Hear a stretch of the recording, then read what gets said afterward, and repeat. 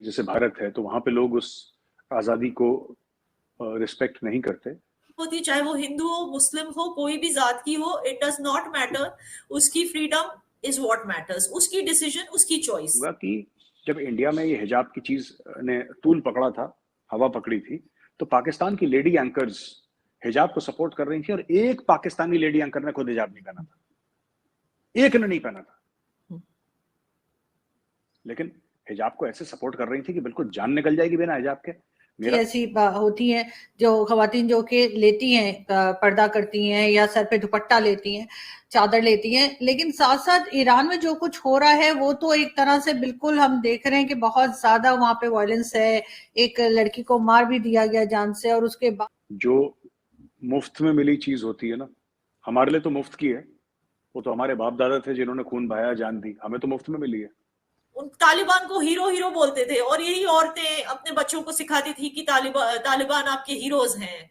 और आज जब यही जब कुछ सालों के बाद जब उनको वो कहते हैं ना, कर्म भुगत रहे हैं अपने। अक्सर तारिक फतेह साहब बोलते हैं ना, एक अल्लाह का इस्लाम है और एक मुल्ला का इस्लाम है।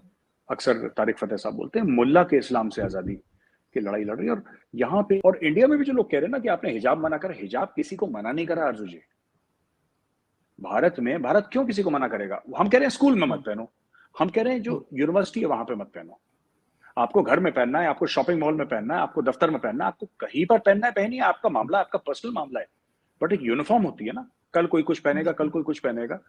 क्रैकर्स न्यूज़ में आपका स्वागत है दोस्तों। जैसा कि आपने मीडिया क्लिप्स में देखा कि आज मेजर गौरव आर्या, याना मीर और आरजू काजमी के बीच में हिजाब पर चर्चा हो रही है। ईरान में जो मूवमेंट चली है हिजाब का विरोध करने की, जहाँ पर लड़कियाँ अपने बाल काट कर हिजाब को जलाकर अपना विरोध प्रदर्शन कर रही हैं, वहाँ पे एक लड़की की हत्या कर दी गई है हिजाब को ठीक से न पहनने के कारण, जबकि यही हमारे भारत में हिजाब को सपोर्ट किया जा रहा है, कट्टरता फैलाई जा रही है। इसी बात पर मेजर साहब और याना मीर भारत की तरफ से अपना पक्ष रख रहे हैं। ईरान की हिजाब की नहीं है। हिजाब एक ट्रिगर था, उस लड़की की अफसोसनाक मौत जो थी आरजू जी, वो एक ट्रिगर थी।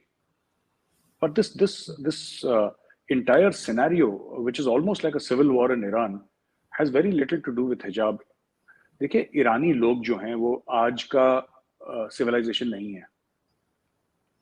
ये सिविलाइजेशन हजारों साल पुराना है। जब किंग साइरस और किंग जर्क्सिस हुआ करते थे, उनके भी पहले का है। तो दिस प्रीडेट्स इस्लाम। जो ईरानियन सिविलाइजेशन है वो इस्लाम के पहले का है। तो और ये उस वक्त का है जब आप ये लगा लीजिए, जब during the times of Alexander the Great, इस पूरे खित्ते में this was a civilised place. और तो कहने की बात यह है कि उन लोगों का एक खास माइंडसेट है। 1979 जब रेवोल्यूशन हुई थी, उसके पहले बड़ा मॉडर्न मुल्क हुआ करता था। वहाँ के लोग मॉडर्न विचारधारा के हैं, मॉडर्न सोच के हैं, मॉडर्न जहनियत रखते हैं।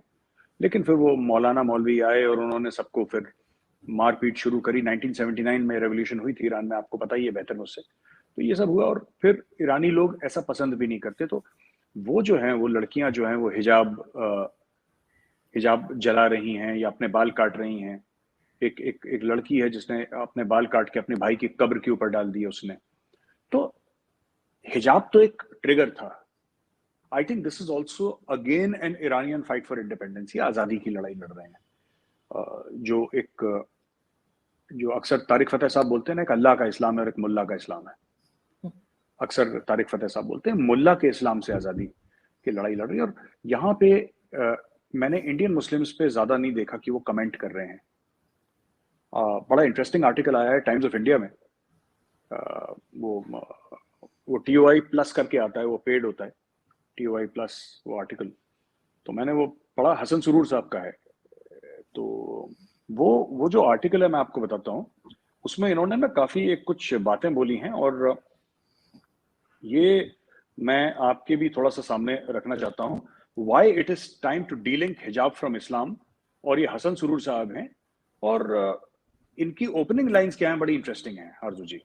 Indian Muslims and liberals who are staying mum about the anti-hijab protests in Iran are making the mistake of viewing a secular struggle for rights through a religious prism. एक जो secular struggle है Iran में, अपनी इज्जत का, अपनी आबरू का, अपनी आजादी का, उसको एक रिलीजियस प्रिज्म से देख रहे हैं। तो यहाँ पे कई ऐसे लोग हैं, ये हसन सरूर साहब का आर्टिकल ये कहता है कि यहाँ पे भारत में कई मुसलमान हैं जो कहते हैं कि नहीं, वो ईरान की जो औरतें कर रही हैं गलत है और औरत को हिजाब में ही रहना चाहिए, क्योंकि यहाँ पे भी मौलवी मौलाना रिलीजियस लीडर्स यही स्टोरी सुनाते रहते हैं उनको। तो ये चल रहा है यहाँ पे, which is very sad, because I think और इंडिया में भी जो लोग कह रहे हैं ना कि आपने हिजाब मना करा, हिजाब किसी को मना नहीं करा आरजू जी। भारत क्यों किसी को मना करेगा? हम कह रहे हैं स्कूल में मत पहनो, हम कह रहे हैं जो यूनिवर्सिटी है वहां पे मत पहनो। आपको घर में पहनना है, आपको शॉपिंग मॉल में पहनना है, आपको दफ्तर में पहनना है, आपको कहीं पर पहनना है पहनिए, आपका मामला, आपका पर्सनल मामला है। बट एक यूनिफॉर्म होती है ना, कल कोई कुछ पहनेगा, कल कोई कुछ पहनेगा, तो फिर पूरा मकसद क्या है किसी का भी स्कूल आने का या यूनिवर्सिटी जाने का? जो औरतों ने वहां की जो हिम्मत दिखाई है उसको दाद देनी चाहिए। और जब मैं उनको कंपेयर करती हूँ अफगानिस्तान की औरतों से, मुझे शर्म आती है अफगानिस्तान की औरतों पे, सीरियसली मुझे शर्म आती है। क्योंकि अफगानिस्तान को, अनलाइक ईरान, अफगानिस्तान को, ईरान तो खैर है ही democracy, I mean they have voting system and all that, लेकिन अफगानिस्तान में जब डेमोक्रेसी लाने की पूरी गुंजाइश की थी नजीबुल्लाह साहब ने, उनको क्या किया? पूरी पूरी अफगान कौम ने मिलके उनको मुनाफिक, ट्रेटर, ये सारा कुछ बोला। फिर तालिबान को हीरो बोलते थे उन दिनों में, 90s की बात हो रही है ये, उन तालिबान को हीरो बोलते थे, और यही औरतें अपने बच्चों को सिखाती थी कि तालिबान आपके हीरोज हैं। और आज जब कुछ सालों के बाद जब उनको, वो कहते हैं ना, कर्म भुगत रहे हैं अपने, कि तालिबान को हीरो बना दिया। और आज जब इस तालिबान के पास जब रूल आ गया है, हुकूमत आ गई है, तो अब उन औरतों को समझ में आ रहा है कि हमने क्या गलती की। और ये औरतें आज इधर उधर भाग रही हैं, इंडिया आ रही हैं, शायद कुछ पाकिस्तान भी जा रही हैं रिफ्यूज के लिए, इंडिया आ रही हैं, बोल रही है हमें बचाओ, हमें पढ़ने नहीं दिया जाता। अरे ये इस चीज को आप लोगों ने ही इनवाइट किया है। और मुझे इतना गुस्सा आता है जब ये मेरे इंडिया में घुस आती हैं, बिकॉज मुझे पता है आज ये इंडिया में आएंगी, यहाँ पे रह जाएंगी, शादियां करेंगी, बच्चे पैदा करेंगी, उनको भी शरिया ही सिखाएंगी, उनको भी सिखाएंगी कि तालिबानी हीरो है। फिर उनके बच्चे बड़े होकर फिर वो कहेंगे कि यहाँ पे शरिया होना चाहिए और इंडिया को इस्लामाइज करो। तो मुझे इतनी चिढ़ है ना अफगान औरतों से, मैं बता नहीं सकती।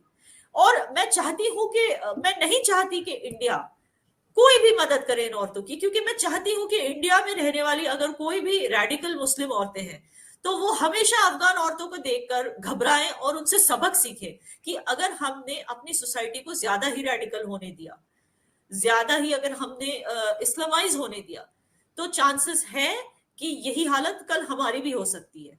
तो और मैं चाहती हूँ कि ईरान की जो औरतें हैं वो हमेशा एक इंस्पिरेशन बने किसी भी तरह के रेजिम के अगेंस्ट। कि जब इंडिया में ये हिजाब की चीज ने तूल पकड़ा था, हवा पकड़ी थी, तो पाकिस्तान की लेडी एंकर्स हिजाब को सपोर्ट कर रही थी, और एक पाकिस्तानी लेडी एंकर ने खुद हिजाब नहीं पहना था, एक ने नहीं पहना था, लेकिन हिजाब को ऐसे सपोर्ट कर रही थी कि बिल्कुल जान निकल जाएगी बिना हिजाब के। मेरा भी मन चाह रहा था फोन करके बोलूं कि बहन तुमने क्यों नहीं पहना, तुम एक बात बताओ, अगर इतना बड़ा मामला है तो। देखिए, या तो इस्लाम में फर्ज है या नहीं है,